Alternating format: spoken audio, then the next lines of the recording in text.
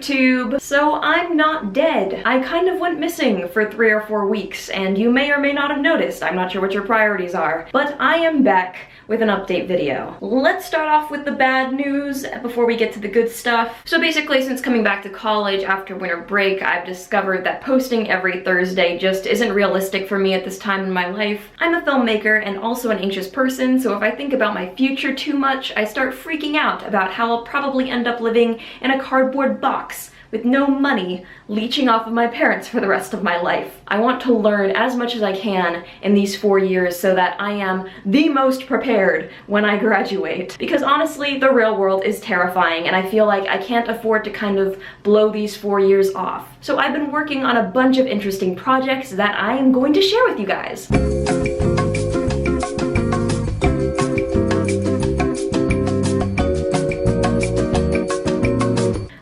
One is a one-act play that I wrote called Parasite. It's about 2 young women named Ashley and Emma that fall in love after a one-night stand, and the play follows their relationship as it goes through all of its stages. Writing this play meant a lot to me, and I'm really excited to get to share it with you. So it's being produced at my university in April, and I will make sure to film it and upload it on Shawland so I can get your feedback.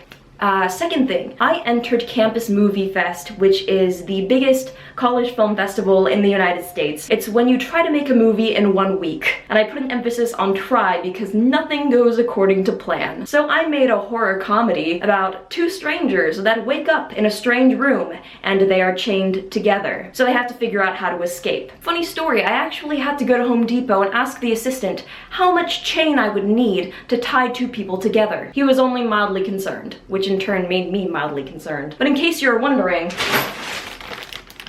you need at least 20 foot of chain to effectively tie 2 people together. So I'll be releasing that short film sometime in February or March, but for now, here's a quick sneak peek.